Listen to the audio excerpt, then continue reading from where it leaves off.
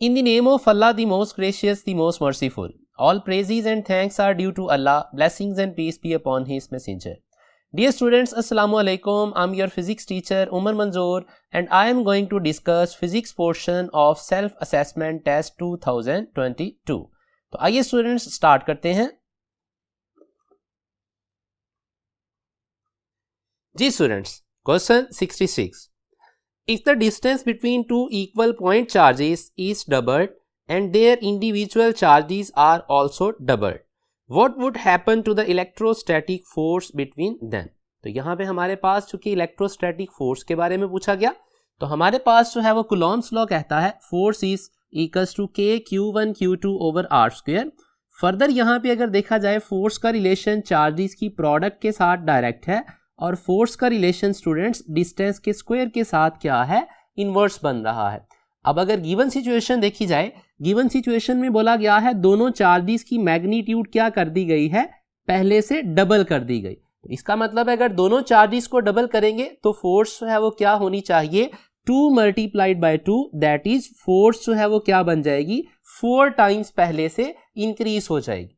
लेकिन at the very same time statement के अंदर ये भी बोला गया है कि डिस्टेंस बिटवीन द चार्जेस भी क्या कर दिया गया है, पहले से डबल कर दिया गया है. तो चूंकि यहाँ पे डिस्टेंस का स्क्वायर है तो जब इसको डबल करेंगे तो 2 स्क्वायर आएगा, मींस फोर्स की वैल्यू जो है वो 2 स्क्वायर टाइम्स मीन 4 टाइम क्या हो जाएगी, पहले से कम हो जाएगी. क्यों? क्योंकि डिस्टेंस का रिलेशन फोर्स के साथ क्या है, इनवर्स मैनर में है. अब दोनों चीजें जब साइमल्टेनियसली अप्लाई करेंगे स्टूडेंट्स, चार्जेस की वजह से फोर्स ने 4 टाइम्स बढ़ना है, डिस्टेंस के चेंज होने से फोर्स ने 4 टाइम्स जो है वो कम होना है. तो ये जो 4 का फैक्टर है इस 4 के फैक्टर से कैंसिल हो जाएगा. तो ओवरऑल जो फोर्स का स्टेटस होगा वो क्या रहेगी, फोर्स सेम रहेगी. अब ये हमारे पास जो है वो इस प्रोपोर्शनैलिटी मेथड से इसको हम सॉल्व कर सकते हैं. एक और मेथड है जिसको मैथमेटिकल मेथड कहते हैं, उसको भी जरा देख लीजिएगा. उसमें क्या करेंगे, यही वाला कुलॉम लॉ जो है वो दोनों सिचुएशन में फोर्सेस को क्या कर लेंगे, रेशो की फॉर्म में लिख लेंगे. के यहाँ पे स्टूडेंट्स कैंसिल हो जाएगा और बाकी हमारे पास ये मॉडिफाइड चार्जेस हैं, मॉडिफाइड डिस्टेंस का स्क्वायर है, ये इनिशियल चार्जेस और इनिशियल डिस्टेंस का स्क्वायर. चूंकि मॉडिफाइड चार्जेस पहले से डबल कर दिए गए, डिस्टेंस भी डबल कर दिया गया, डिनोमिनेटर वाली वैल्यूज जो है वो एज इट इज आ गई. अब यहाँ पे स्टूडेंट्स q1 q2 और r स्क्वायर जो है वो यहाँ पे कैंसिल हो जाएंगे. ये 2 का जो स्क्वायर यहाँ पे स्क्वायर मौजूद है, ये 2 का स्क्वायर इस 2 और इस 2 की जो प्रोडक्ट है इसके साथ कैंसिल हो जाएगा. तो ओवरऑल आंसर यहाँ पे f2 रेशो f1 का क्या आएगा, it will be equals to 1. तो यहां से अगर f2 और f1 को रिलेट करेंगे तो दोनों फोर्सेस जो है फाइनल सिचुएशन की फोर्स और इनिशियल सिचुएशन की फोर्स, दोनों फोर्सेस क्या आएंगी, इक्वल आएंगी. इसका मतलब है गिवन सिचुएशन के अंदर फोर्स की वैल्यू सेम रहेगी. सो इस पर्सपेक्टिव में क्वेश्चन 66 का आंसर हमारे पास क्या बनेगा, it will be option delta. Next students, very simple and important one, question 67. Which of the following is not the expression. तो यहां पे इंपॉर्टेंट की वर्डिंग क्या है, कौन सा इनमें से एक्सप्रेशन नहीं है, किस चीज का expression, the expression for electric potential energy stored in the capacitor. तो यहां से इंफॉर्मेशन एक हमें ये भी मिल गई कि कैपेसिटर के अंदर कौन सी एनर्जी स्टोर होती है, it is electric potential energy. और फर्दर याद रखिएगा कौन सी इलेक्ट्रिक पोटेंशियल एनर्जी जो कैपेसिटर में स्टोर होती है वो किस फॉर्म में होती है, it is stored in the form of electric field, और इलेक्ट्रिक फील्ड की फॉर्म में ये एनर्जी स्टोर होती है. अब पूछा गया है यहाँ पे कौन सा एक्सप्रेशन एनर्जी स्टोर्ड का नहीं है. तो यहाँ पे अगर पॉसिबल एक्सप्रेशन देखें स्टूडेंट्स, हमारे पास energy stored in a capacitor के हाफ QV एक एक्सप्रेशन है, दूसरा एक्सप्रेशन हाफ CV स्क्वायर है, तीसरा एक्सप्रेशन होता है Q स्क्वायर ओवर 2C, और फोर्थ एक्सप्रेशन जो हमने बुक में पढ़ा हुआ है that is half E square epsilon not epsilon R A into D. तो ये हमारे पास पॉसिबल एक्सप्रेशंस हैं जो बुक के अंदर हम पढ़ चुके हैं energy stored in the capacitor के. सो इस पर्सपेक्टिव में अगर देखा जाए अल्फा ऑप्शन भी एनर्जी स्टोर्ड का एक्सप्रेशन है, बीटा ऑप्शन भी एनर्जी स्टोर्ड का एक्सप्रेशन है, चार्ली भी एनर्जी स्टोर्ड का एक्सप्रेशन है, डेल्टा यहाँ पे जो है वो एक्सप्रेशन एनर्जी स्टोर्ड का नहीं है, और हमने ढूंढना था कौन सा एक्सप्रेशन एनर्जी स्टोर्ड का नहीं है. सो इस पर्सपेक्टिव में क्वेश्चन 67 का आंसर फिर क्या है, it is option delta. Next students देखिएगा question 68. The current in a conductor is 5 ampere when the voltage between the ends of the conductor is 12 volt. The current in the same conductor if the voltage is increased to 42 volt.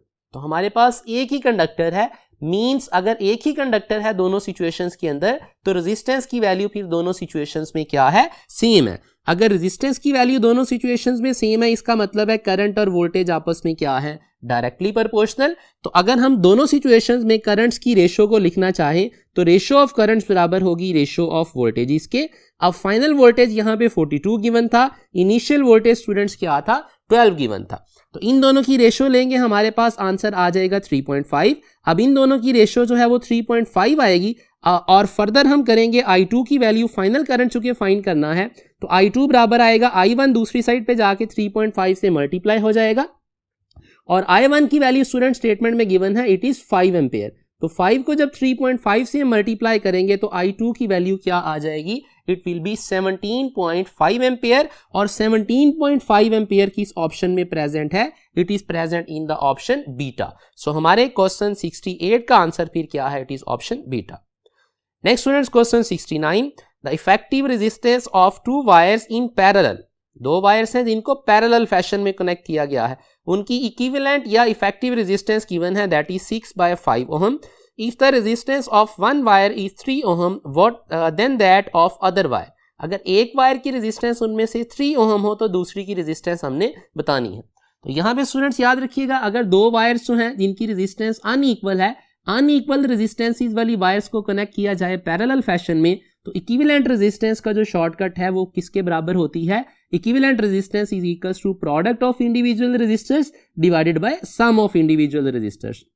तो यहाँ पे students equivalent resistance की value 6/5 है, इन दोनों में से R1 और R2 में से एक की वैल्यू गिवन है, सपोज R1 की वैल्यू गिवन है, उसकी वैल्यू 3 है तो R1 की जगह 3 पुट कर दिया, यहाँ पे भी R1 की जगह 3 पुट कर दिया।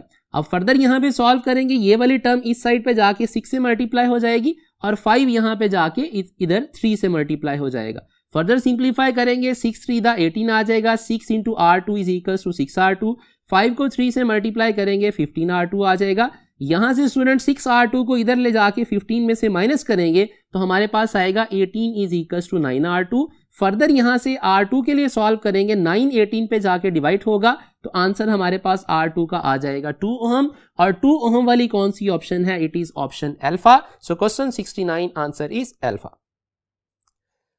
नेक्स्ट स्टूडेंट्स देखिएगा question 70, the EMF of a battery is 6 volt and internal resistance is 0.5 ohm. It is connected to a wire of resistance 2 ohm. तो एक्सटर्नल रेजिस्टेंस है ये जो 2 ओहम है, it is what, it is external resistance. The current in the wire, तो current का expression हमने EMF वाले topic में पढ़ा था, करंट बराबर होता है EMF ऑफ द बैटरी या cell divided by internal resistance plus the external resistance. Simply यहाँ पे वैल्यूज प्लग इन करें, EMF की वैल्यू 6 है, इंटरनल रेजिस्टेंस 0.5 है, एक्सटर्नल रेजिस्टेंस 2 है, इन दोनों को ऐड करेंगे आएगा 2.5, 6 को 2.5 से डिवाइड करेंगे। अब 2.5 को लिखा जा सकता है 5/2, 2 यहाँ पे स्टूडेंट्स डबल डिनोमिनेटर में है तो ऊपर जाके 6 से मल्टीप्लाई हो जाएगा, 6 से जब 2 मल्टीप्लाई होगा तो आएगा 12 और ये वाला 5 डिनोमिनेटर में एज इट इज। अब 12 को जब 5 पे डिवाइड करेंगे स्टूडेंट्स तो हमारे पास आंसर जो है वो क्या आएगा, 2.4 एम्पेयर और 2.4 एम्पेयर किस ऑप्शन में प्रेजेंट है, it is present in the option beta. So question 70 answer is beta.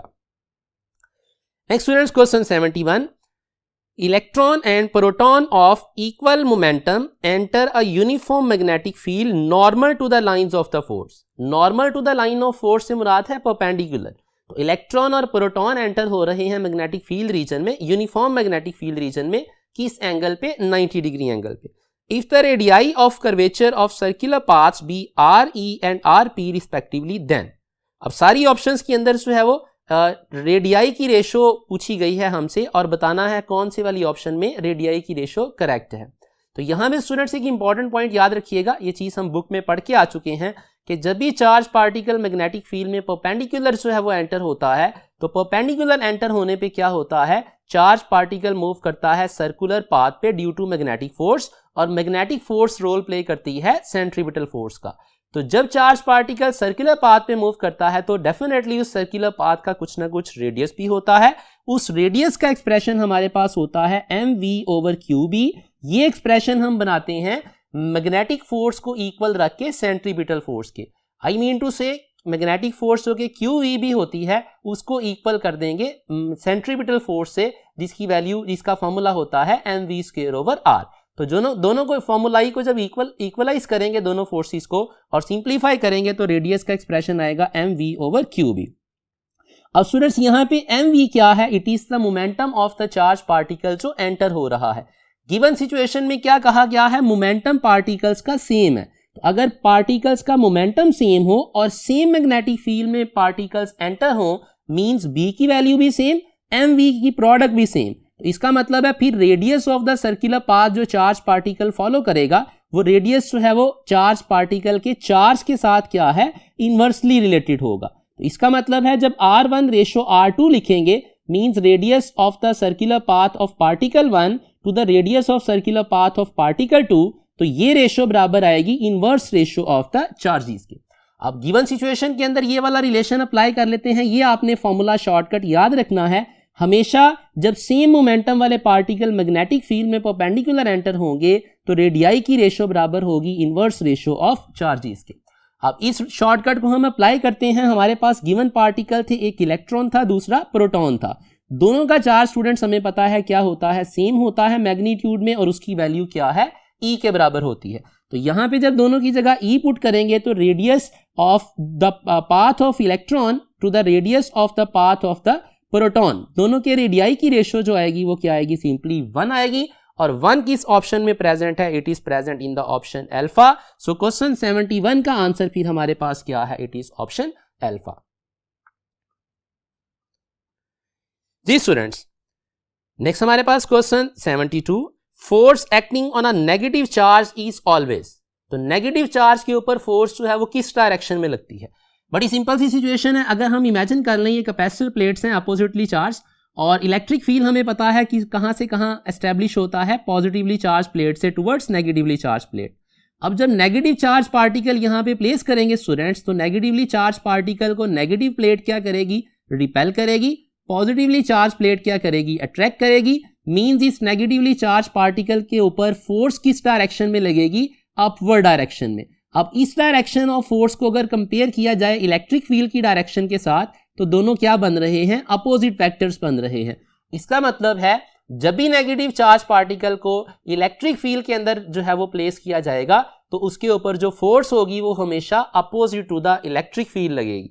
अब इस पर्सपेक्टिव में अगर क्वेश्चन 72 का आंसर देखा जाए तो बेस्ट ऑप्शन जो है वो अल्फा ही बनेगी, और अल्फा में लिखा गया है in the direction opposite to the electric field. So question 72 answer is alpha.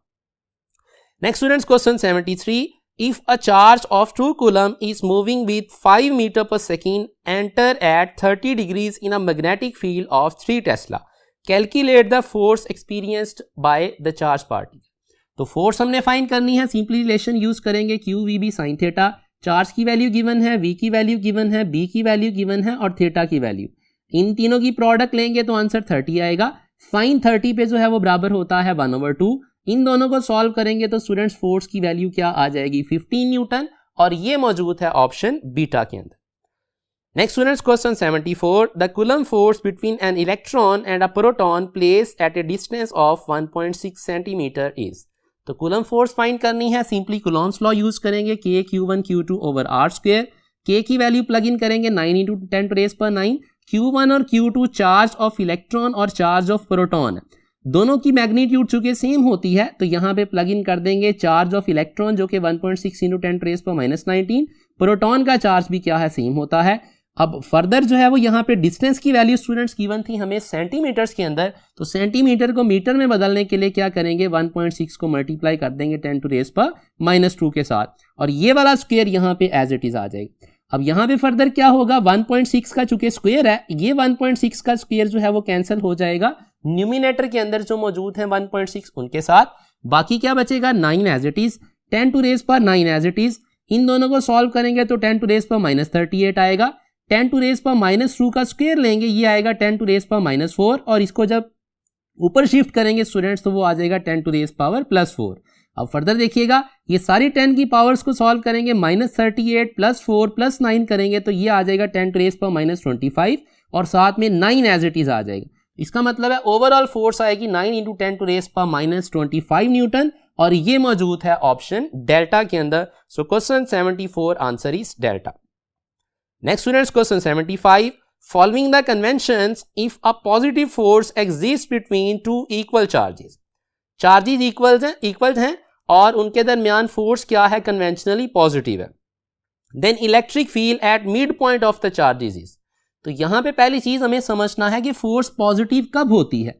तो याद रखिएगा स्टूडेंट्स, कूलॉम लॉ के according F equals to K Q1 Q2 over R square. अगर चार्जेस हमारे पास सिमिलर हो, मींस एक चार्ज अगर पॉजिटिव है दूसरा भी पॉजिटिव हो, तो दोनों पॉजिटिव चार्जेस की प्रोडक्ट पॉजिटिव आएगी, मींस फोर्स की वैल्यू क्या आएगी, पॉजिटिव आएगी। सिमिलरली अगर एक चार्ज नेगेटिव है दूसरा भी नेगेटिव हो, तो दो नेगेटिव नंबर्स की प्रोडक्ट भी क्या होती है, पॉजिटिव होती है। इसका मतलब है जब भी चार्जेस के दरमियान हम बोलेंगे कन्वेंशनली पॉजिटिव फोर्स एग्जिस्ट कर रही है, इसका मतलब ये होगा दोनों चार्जेस हैं वो क्या है, सिमिलर नेचर के हैं। जबकि इसके अगर कन्वर्सली देखा जाए, अगर चार्जेस अपोजिट हो, मीन एक चार्ज पॉजिटिव है दूसरा नेगेटिव है, एक पॉजिटिव नंबर की नेगेटिव नंबर से प्रोडक्ट लेने पे हमारे पास फोर्स आएगी, वो क्या आएगी, नेगेटिव आएगी। और नेगेटिव फोर्स जब भी आया करेगी, कन्वेंशनली हम बोलें कि नेगेटिव फोर्स है दो चार्जेस के दरमियान, इसका मतलब होगा चार्जेस का स्टेटस क्या है, चार्जेस का स्टेटस अपोजिट है। अब गिवन सिचुएशन में चूंकि बोला गया था हमारे पास क्या है, पॉजिटिव फोर्स एग्जिस्ट कर रही है, तो पॉजिटिव फोर्स एग्जिस्ट करने से मुराद चार्जेस क्या है, सिमिलर। अब सिमिलर चार्जेस हमारे पास इंफॉर्मेशन आ गई पॉजिटिव फोर्स से, और दूसरी इंफॉर्मेशन गिवन है इक्वल है दोनों, मींस चार्जेस की मैग्नीट्यूड आपस में क्या है, बराबर है। तो ये चीज स्टूडेंट हम पढ़ चुके हैं for similar and equal charges. ये याद रखिएगा, टोटल 5 केसेस हैं जीरो फील्ड के, तो हम बाद में लेक्चर्स में भी देखेंगे जब एंटी टेस्ट की प्रेपरेशन करेंगे। तो उनमें से एक केस है कि अगर दो चार्जेस सिमिलर हैं और इक्वल है मैग्नीट्यूड के अंदर, तो उस केस के अंदर उनके मिड पॉइंट के ऊपर जो है वो इलेक्ट्रिक फील्ड हमेशा क्या होता है, जीरो होता है। For two similar and equal charges the electric field at the mid point of the charges is zero, या इसको बोला जाता है मिड पॉइंट पे क्या है, न्यूट्रल जोन एग्जिस्ट करता है। सो इस पर्सपेक्टिव में अगर क्वेश्चन 75 का आंसर देखा जाए, फिर वो बनेगी हमारे पास option alpha. Next students, question 76, which of the following statement is not true. अब यहां पे अंडरलाइन कर लीजिएगा, नॉट ट्रू पूछा गया है, मींस इनकरेक्ट कौन सी ऑप्शन है यहाँ पे। अल्फा ऑप्शन है charge carriers in electrolytes are ions, तो ये बात ठीक है बुक इंफॉर्मेशन के अकॉर्डिंग। बीटा ऑप्शन है charge carriers in gases and plasma are electron and ions, ये बात भी ठीक है। चार्ली ऑप्शन देखिएगा, charge carriers in semiconductors are ions and holes. अब ये ऑप्शन यहाँ पे क्या है, इनकरेक्ट है, मतलब ट्रू नहीं है, क्योंकि हमें पता है सेमीकंडक्टर्स के अंदर चार्ज कैरियर्स जो हैं वो इलेक्ट्रॉन्स और होल्स होते हैं rather than ions and holes. So इस पर्सपेक्टिव में चूंकि हमने इनकरेक्ट ऑप्शन ढूंढनी थी, हमारे क्वेश्चन 76 का फिर आंसर क्या बन जाएगा, it will be option Charlie, जिसमें लिखा गया है charge carriers in semiconductors are ions and holes. Delta भी देख लीजिएगा, डेल्टा में लिखा गया है charge carriers in metals are free electrons, तो ये बात भी ठीक है। अब इनकरेक्ट ढूंढनी थी ऑप्शन, उस पर्सपेक्टिव में बेस्ट आंसर चार्ली ही बनता है। नेक्स्ट देखिएगा students, question 77, Which of the following is the device with variable slope of current voltage graph? इनमें से किस डिवाइस के लिए करंट वोल्टेज ग्राफ की स्लोप वेरिएबल होती है? तो यहां पे याद रखिएगा स्टूडेंट्स, करंट वोल्टेज ग्राफ की जो स्लोप है, अगर हम उसको रिलेट करना चाहें तो स्लोप जो है वो हमारे पास निकलती है रेसिप्रोकल ऑफ रेजिस्टेंस के। अब स्लोप अगर रेसिप्रोकल ऑफ रेजिस्टेंस है, गिवन स्टेटमेंट में क्या है, उसने बोला है किस डिवाइस के लिए स्लोप वेरिएबल है। वेरिएबल स्लोप अगर होगी तो इसका मतलब है रेजिस्टेंस ऑफ द डिवाइस भी क्या होगी, वेरिएबल होगी। और अगर रेजिस्टेंस ऑफ डिवाइस जो है वो वेरिएबल हो तो इसका मतलब होता है वो डिवाइस क्या है, नॉन ओहमिक है। अब प्रैक्टिकली अगर हम बात करें तो हमारे पास मेटेलिक जो डिवाइसेस होते हैं वो ऑलमोस्ट जो है वो ओहमिक काउंट होते हैं। उनके अलावा जितने भी डिवाइसेस हैं हम उनको जो है वो आमतौर पे कहते हैं वो क्या है, नॉन ओहमिक डिवाइसेस हैं। तो यहाँ पे पूछा गया था वेरिएबल स्लोप वाला जो है वो करंट वोल्टेज ग्राफ के लिए कौन से वाला डिवाइस बनेगा, मींस वेरिएबल रेजिस्टेंस वाला device, means non ohmic device इनमें से कौन सा है। तो उस पर्सपेक्टिव में अल्फा ऑप्शन भी ट्रू है। टंगस्टन फिलामेंट बल्ब जो है ये भी नॉन ओहमिक होता है। शुरू में कुछ जो है वो देर के लिए जो है छोटे वोल्टेजेस के ऊपर स्मॉलर करंट्स के लिए ये ओहमिक बिहेव करता है, लेकिन इन द लॉन्ग रन जो है वो क्या है, ये भी नॉन ओहमिक है। बीटा ऑप्शन में सेमीकंडक्टर डायोड है, ये प्योरली नॉन ओहमिक डिवाइस है। चार्ली ऑप्शन में ट्रांजिस्टर है, ये भी प्योरली नॉन ओहमिक डिवाइस है। तो बेस्ट आंसर फिर हमारे पास जो है वो क्या बनेगा, ऑप्शन डेल्टा। सो क्वेश्चन 77 का आंसर फिर क्या है, it is option delta. Next देखिएगा students question 78, an electric bulb is rated 220 volt and 100 watt, the power dissipated by it when operated at 110 volt is. तो 110 वोल्ट पे हमने power चूंकि find करनी है, सिंपली यूज करेंगे पावर का formula V square over R वाला relation. चूंकि एक ही डिवाइस की बात हो रही है, रेजिस्टेंस सेम है, तो पावर का रिलेशन वोल्टेज से डायरेक्ट बनेगा। P2 ओवर P1 की रेशियो बराबर आएगी V2 square over V1 square. अब V2 जो फाइनल सिचुएशन में वोल्टेज है वो 110 है, इनिशियल सिचुएशन का वोल्टेज 220 है, दोनों की रेशियो आ जाएगी 1/2। इसका स्क्वायर अप्लाई करेंगे तो ये बन जाएगा 1/4। P1 को उधर शिफ्ट करेंगे और मल्टीप्लाई कर देंगे तो इस P1 की वैल्यू क्या गिवन है, इनिशियली जो रेटेड पावर है वो क्या गिवन थी, 100 वॉट गिवन थी। तो 100 को 4 पे डिवाइड करेंगे तो पावर डिसिपेशन की जो वैल्यू आएगी गिवन सिचुएशन में दैट विल बी 25 वॉट, और 25 वॉट किस ऑप्शन में प्रेजेंट है students, it is present in the option Charlie. Next students देखिएगा question 79, a simple one, the unit of magnetic flux density is the tesla, it can also be expressed as. तो tesla को किसके साथ relate किया जा सकता है, चूंकि B बराबर होता है F/IL into sine theta. B के यूनिट हमें पता है मैग्नेटिक फील्ड स्ट्रेंथ, इसके यूनिट टेस्ला होते हैं। तो टेस्ला किसके बराबर आएगा, फोर्स के यूनिट न्यूटन, करंट के यूनिट एम्पेयर और लेंथ के यूनिट क्या है, मीटर होते हैं। इसका मतलब है टेस्ला किसके बराबर होता है, Newton per ampere per metre के। सो इस पर्सपेक्टिव में क्वेश्चन 79 का आंसर भी क्या है, it is option delta. Next students question 80, a charged particle moving with velocity v in straight line along the axis of the current carrying solenoid। Axis of the current carrying solenoid से मुराद क्या है, charge particle move कर रहा है parallel to the magnetic field. तो जब charge particle parallel to the magnetic field move करता है तो चार्ज पार्टिकल के ऊपर लगने वाली जो फोर्स है बाय फॉर्मूला क्या आती है, 0 आती है। सो इस पर्सपेक्टिव में अगर इस क्वेश्चन को देखा जाए, पूछा गया था the path of the particle inside the solenoid. तो चूंकि चार्ज पार्टिकल के ऊपर मैग्नेटिक फोर्स एक्ट नहीं करेगी, अगर मैग्नेटिक फोर्स एक्ट नहीं करेगी तो इसका मतलब है चार्ज पार्टिकल जिस स्ट्रेट पाथ के ऊपर मूव कर रहा था उसी पाथ पे मूव करता रहेगा। तो पाथ क्या बनेगा, it will be straight line. So question 80 answer is alpha option.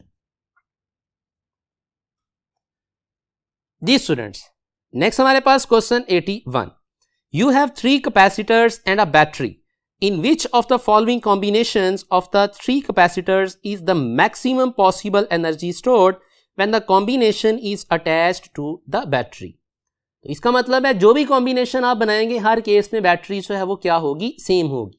अब अगर बैटरी सेम है इसका मतलब है पोटेंशियल डिफरेंस जो सर्किट को देना है आपने वो सेम है। तो एनर्जी का फॉर्मूला हमारे पास होता है half C into V square. अब चूंकि कॉम्बिनेशन की बात हो रही है तो यहाँ पे कैपेसिटेंस कौन से वाली काउंट होगी, इक्विवेलेंट काउंट होगी। तो चूंकि स्टूडेंट्स यहाँ पे वोल्टेज की वैल्यू सेम है, बैटरी सेम हम कनेक्ट कर रहे हैं हर सिचुएशन में, तो हमारे पास जो है वो एनर्जी स्टोर्ड का रिलेशन फिर कैपेसिटेंस इक्विवेलेंट के साथ क्या है, डायरेक्ट बन रहा है। इसका मतलब है जिस कॉम्बिनेशन में इक्विवेलेंट कैपेसिटेंस ज्यादा होगी वहां पे एनर्जी स्टोर्ड ज्यादा, और जिसमें इक्विवेलेंट कैपेसिटेंस जो है वो कम होगी वहां पे एनर्जी स्टोर्ड क्या होगी, कम होगी। अब हमें पता है स्टूडेंट्स कि कैपेसिटर्स के केस में जो रेजिस्टेंसेस वाला ट्रेंड था वो यहाँ पे कैपेसिटर्स के केस में क्या हो जाता है, उलट हो जाता है। मुराद ये है कि जो फॉर्मूले इक्विवेलेंट रेजिस्टेंस के पैरेलल कॉम्बिनेशन के लिए थे वो हमारे पास कैपेसिटेंसेस में सीरीज में अप्लाई होंगे, और जो रेजिस्टेंस के कॉम्बिनेशन के फॉर्मूले सीरीज कॉम्बिनेशन के थे वो कैपेसिटर्स में पैरेलल में अप्लाई होंगे। सो उस पर्सपेक्टिव में जब हम देखते हैं तो इक्विवेलेंट कैपेसिटेंस सीरीज में और इक्विवेलेंट कैपेसिटेंस जो है वो पैरेलल में। सिमिलर सिचुएशन के अंदर जब सेम कैपेसिटर्स को हम कनेक्ट करते हैं सीरीज में और सेम कैपेसिटर्स को कनेक्ट करते हैं पैरेलल में, तो पैरेलल के अंदर जो है वो कैपेसिटेंस इक्विवेलेंट की वैल्यू जो है वो ग्रेटर आती है, सीरीज के अंदर इक्विवेलेंट कैपेसिटेंस की वैल्यू क्या आती है, स्मॉलर आती है। सो इस पर्सपेक्टिव में अगर देखा जाए चूंकि पैरेलल में इक्विवेलेंट कैपेसिटेंस ज्यादा होगी तो पैरेलल कॉम्बिनेशन में एनर्जी स्टोर्ड ज्यादा होगी, सीरीज में इक्विवेलेंट कैपेसिटेंस जो है वो कम होगी तो सीरीज में एनर्जी स्टोर्ड जो है वो क्या होगी, कम होगी। सो क्वेश्चन 81 का जो आंसर है एनर्जी ज्यादा किस कॉम्बिनेशन में स्टोर होगी तो वो बनेगा ऑप्शन अल्फा, जिसमें लिखा गया है इन पैरेलल फैशन। बाकी जहां तक स्टूडेंट्स बात है कॉम्बिनेशन के फॉर्मूलाई की तो वो जो है वो हम लेक्चर के अंदर रेगुलर क्लास में डिस्कस जरूर करेंगे और उसमें हम डिटेल भी डिस्कस करेंगे कि किस किस पर्टिकुलर सिचुएशन के अंदर क्या क्या शॉर्टकट्स जो है वो इक्विवेलेंट कैपेसिटेंस के यूज किए जा सकते हैं। नेक्स्ट स्टूडेंट्स देखिएगा question 82, a charge body may attract अब चार्ज बॉडी किसको अट्रैक्ट कर सकती है? अल्फा ऑप्शन में है अपोजिटली चार्ज बॉडी। तो ये बात बड़ी सिंपल सी है कि एक चार्ज बॉडी जो है वो अपोजिटली चार्ज बॉडी को हमेशा अट्रैक्ट करती है। बीटा ऑप्शन में है सिमिलरली चार्ज बॉडी। तो सिमिलरली चार्ज बॉडी को तो कभी भी अट्रैक्शन नहीं देगी एक चार्ज बॉडी, क्योंकि सिमिलरली चार्ज बॉडीज के दरमियान हमेशा रिपल्जन होती है। चार्ली ऑप्शन है न्यूट्रल बॉडी। तो न्यूट्रल बॉडी और चार्ज बॉडी के दरमियान में क्या अट्रैक्शन एग्जिस्ट कर सकती है? तो जरा यहां पे देख लीजिएगा। केस 1 तो बड़ा सिंपल है हमारे पास कि अगर दो बॉडीज अपोजिटली चार्ज हैं तो ये तो डेफिनेटली अट्रैक्ट करेंगी। ये हमारी थी ऑप्शन अल्फा। अब ये हमारे पास ऑप्शन चार्ली का स्टेटस है कि अगर एक चार्ज बॉडी को एक न्यूट्रल बॉडी के पास लाया जाए तो क्या अट्रैक्शन यहां पे हो सकती है? तो आंसर इज यस, यहां पे भी अट्रैक्शन हो सकती है।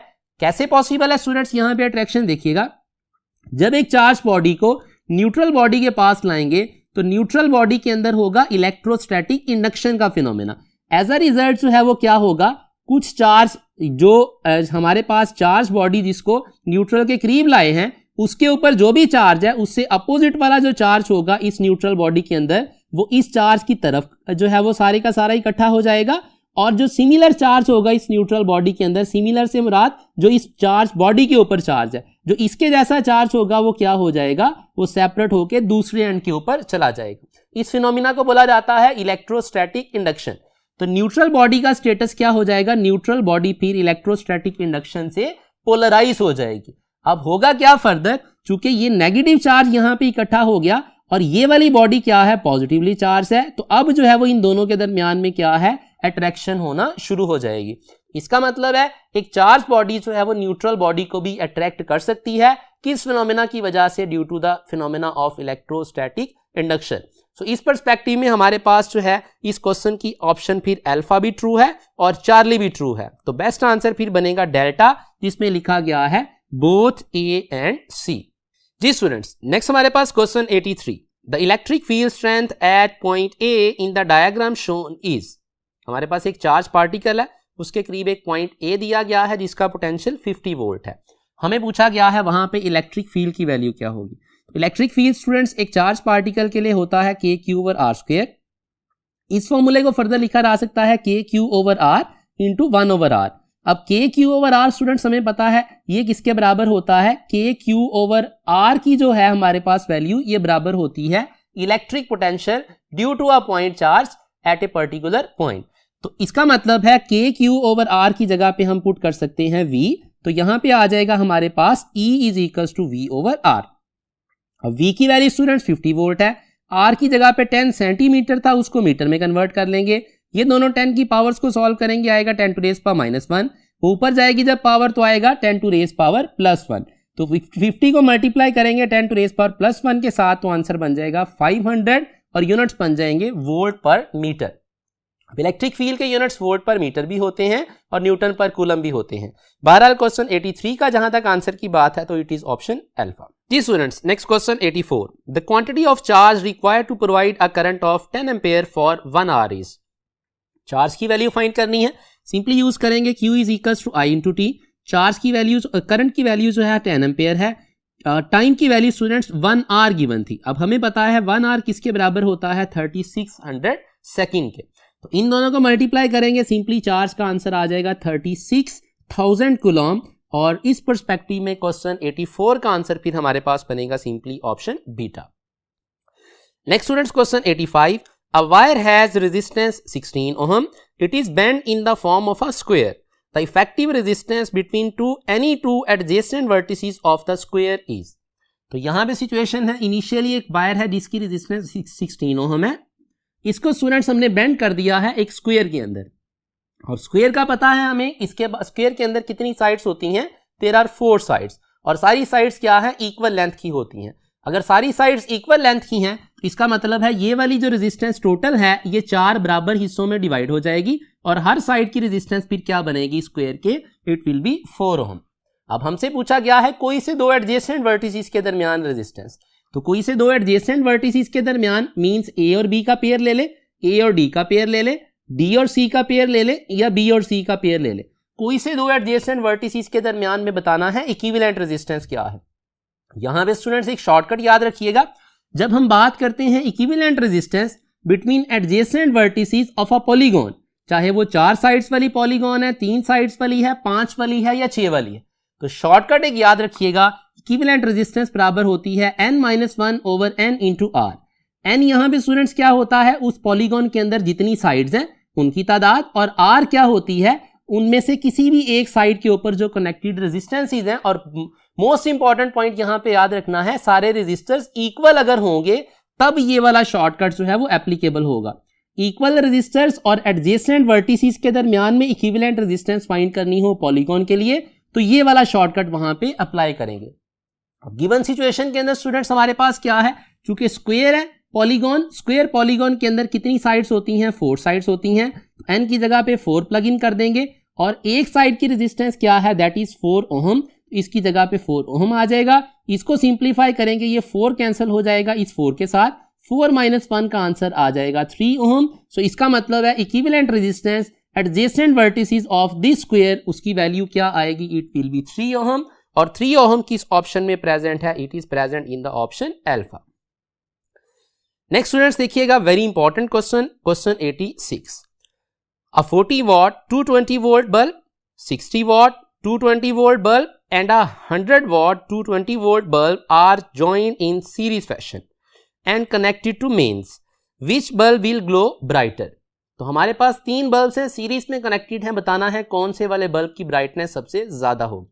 तो यहां पे स्टूडेंट्स एक सिंपली ट्रिक याद रखिएगा, कोई भी कॉम्बिनेशन हो, सीरीज हो, पैरेलल हो, हमेशा ये बात ट्रू है, ब्राइटनेस ऑफ द बल्ब जो है वो डायरेक्टली प्रोपोर्शनल होती है power dissipation by that particular component या दैट पर्टिकुलर बल्ब। तो यहां पे हमारे पास 3 बल्ब्स हैं, 40 वॉट, 60 वॉट और 100 वॉट, उनके क्रॉस एक सोर्स अप्लाई किया गया है और तीनों को आपस में सीरीज में लगाया गया है। तो बताना है हमने ब्राइटनेस किस केस में ज्यादा होगी, किस बल्ब के लिए ज्यादा होगी। तो सिंपली यूज करेंगे, हमारे पास स्टूडेंट्स जो रेटेड पावर है उसको डिजाइन किया जाता है V²/R वाले फॉर्मूले से। मतलब ये जो वैल्यूज गिवन है, these are called rated powers. 60 watt, 40 watt और 100 watt, these are rated powers.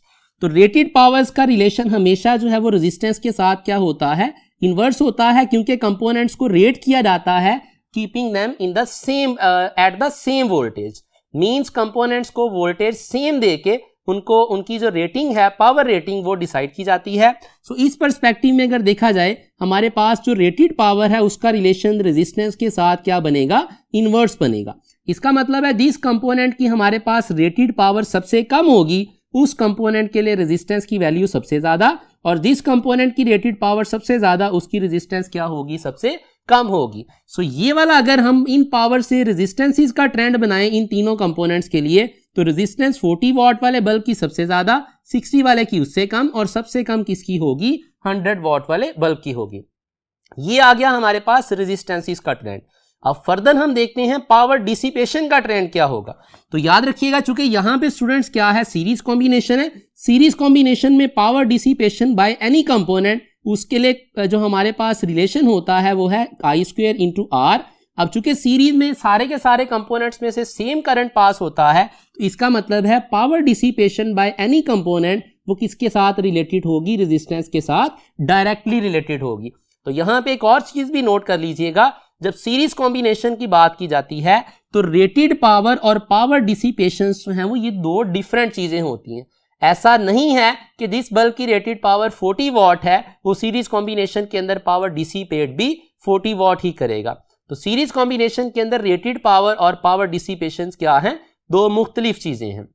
आपने करना क्या है, स्टेप 1 में आपने जो है रेटेड पावर से रेजिस्टेंसेस का ट्रेंड बना लेना है। अब स्टेप 2 के अंदर आपने क्या करना है, पावर डिसिपेशन I²R वाला फॉर्मूला यूज करना है। चूंकि सारे कंपोनेंट का करंट सेम होगा तो पावर डिसिपेशन का रिलेशन जो है वो क्या आएगा, रेजिस्टेंस ऑफ द कंपोनेंट के साथ डायरेक्ट आएगा। इसका मतलब है जो ट्रेंड यहां पे रेजिस्टेंसेस का आया था, सेम ट्रेंड यहां पे पावर डिसिपेशन का भी आएगा। तो power dissipation by 40 watt bulb will be greater than that of 60 watt, और power dissipated by 60 watt bulb will be greater than that of power dissipated by 100 watt bulb, जबकि ये सारे क्या हैं, सीरीज में कनेक्टेड है। तो इसका मतलब ये हुआ 40 वॉट वाला बल्ब सबसे ज्यादा पावर कंज्यूम करेगा, तो जो बल्ब सबसे ज्यादा पावर कंज्यूम करेगा उसकी ब्राइटनेस भी सबसे ज्यादा होगी। अब लॉन्ग स्टोरी शॉर्ट ये है कि सीरीज सर्किट के अंदर याद रखिएगा, जब भी बल्ब्स कनेक्ट करेंगे तो सीरीज सर्किट के अंदर वो बल्ब ज्यादा ग्लो करेगा जिसकी रेटेड पावर क्या है, स्मॉलर है, और यहां पे हमने उसका प्रूफ भी देख लिया है। तो स्मॉलर रेटेड पावर वाला बल्ब सीरीज के अंदर हमेशा क्या करता है, ज्यादा ब्राइटनेस शो करता है या ज्यादा ग्लो करता है। अब इस चीज को एक शॉर्टकट की फॉर्म में भी याद रख लीजिएगा। SS हमारे पास एक शॉर्टकट है, S for series, S for smaller rated power. तो याद रखिएगा सीरीज सर्किट के अंदर स्मॉलर रेटेड पावर वाला बल्ब जो है वो ज्यादा ब्राइटनेस शो करता है या ज्यादा ग्लो करता है। जबकि इसके अपोजिटली जब बात की जाएगी पैरेलल फैशन में, तो स्टूडेंट्स उसको याद रखने का ट्रिक सिंपल सा है। होम अप्लायंसेस के अंदर हमें पता है सारे कंपोनेंट्स किस फैशन में कनेक्टेड होते हैं, they are connected in parallel fashion. और उसमें हम ऑब्जर्व भी करते हैं, बड़ी सिंपल सी ऑब्जर्वेशन है, जो बल्ब छोटा होता है या स्मॉलर रेटेड पावर वाला होता है उसकी ब्राइटनेस भी कम होती है, और जो बल्ब जो है वो ज्यादा रेटेड पावर वाला होता है या बड़ा बल्ब होता है उसकी ब्राइटनेस भी क्या होती है, ज्यादा होती है। तो प्रॉब्लम आती है सीरीज वाले सर्किट के अंदर। तो सिंपली सीरीज वाले सर्किट के अंदर याद रख लें शॉर्टकट SS वाला, S for series, S for smaller rated power. Series के अंदर स्मॉलर रेटेड पावर वाला बल्ब जो है वो हमेशा क्या करेगा, ज्यादा ब्राइटनेस देगा या ज्यादा ग्लो करेगा।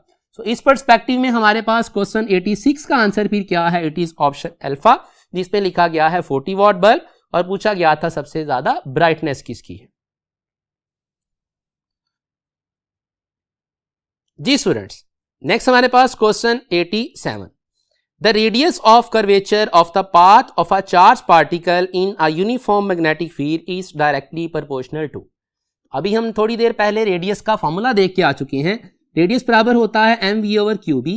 अब mv क्या है, it is the momentum of the particle. तो इसका मतलब है रेडियस किसके डायरेक्टली प्रोपोर्शनल है, it is directly proportional to the momentum of the charge particle. So इस पर्सपेक्टिव में क्वेश्चन 87 का आंसर फिर क्या है, इट इज ऑप्शन बीटा।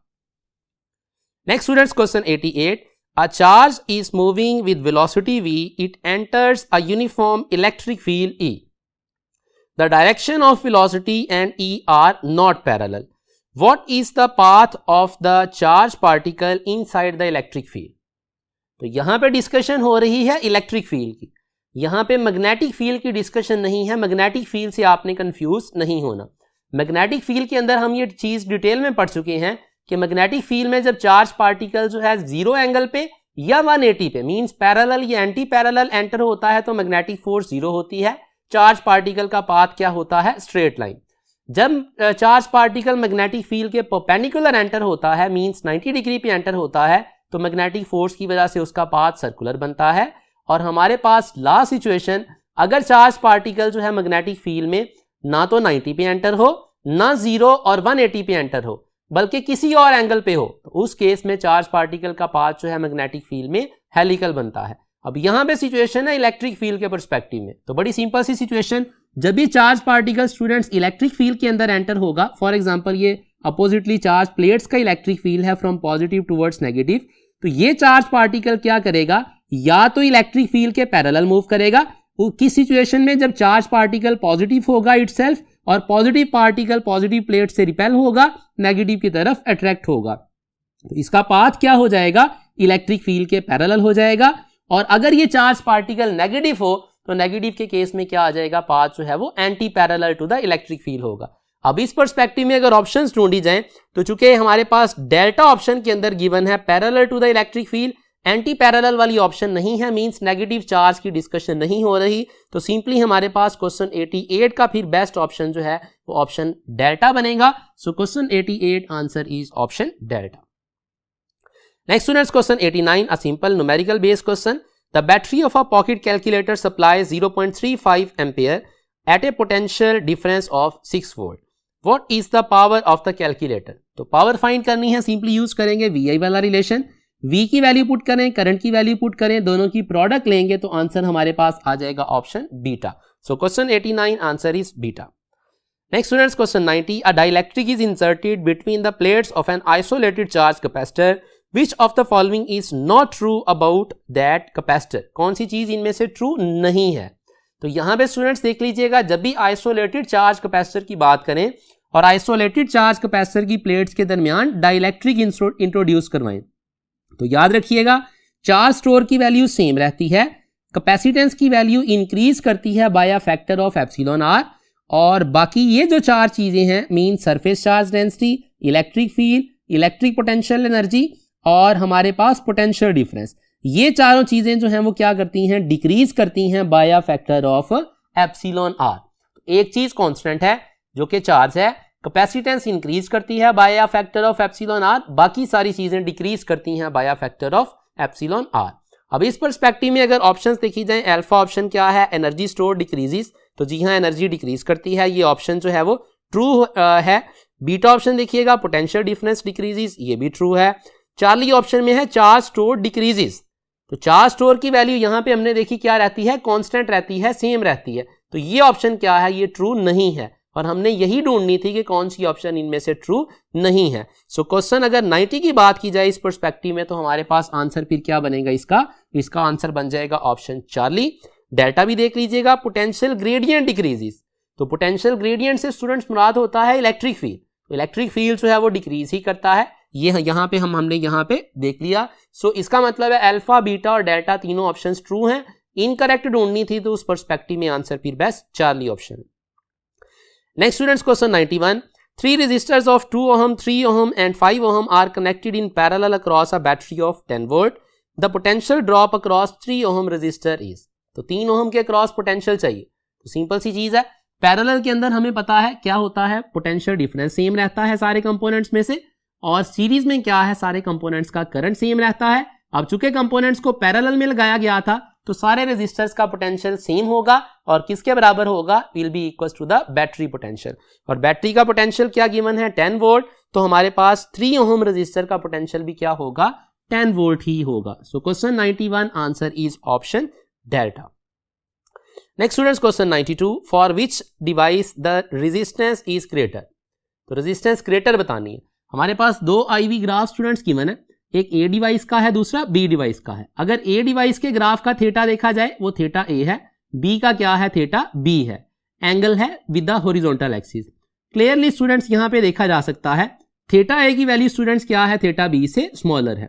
अब अगर इन ग्राफ्स के लिए हम स्लोप की बात करें तो अभी हम देख के आ चुके, स्लोप किसको रिप्रेजेंट करती है, रेसिप्रोकल ऑफ रेजिस्टेंस को, और स्लोप कैलकुलेट कैसे करते हैं स्टूडेंट्स, हम टेंजेंट ऑफ एंगल थीटा से कैलकुलेट करते हैं। चूंकि यहाँ पे थीटा ए की वैल्यू थीटा बी से स्मॉलर है, इसका मतलब है tangent of theta A will be smaller than tangent of theta B, इसका मतलब है slope of the graph A will be smaller than slope of the graph B. अब चूंकि स्लोप रेसिप्रोकल है रेजिस्टेंस का, तो जो ट्रेंड स्लोप का आ रहा है उसके अपोजिट में मैनर में आएगा ट्रेंड हमारे पास रेजिस्टेंस का। इसका मतलब है दोनों डिवाइसेस में से डिवाइस ए की रेजिस्टेंस फिर हमारे पास ग्रेटर होगी, बी की रेजिस्टेंस स्मॉलर होगी। सो इस पर्सपेक्टिव में क्वेश्चन 92 का आंसर अगर देखा जाए इट इज ऑप्शन अल्फा।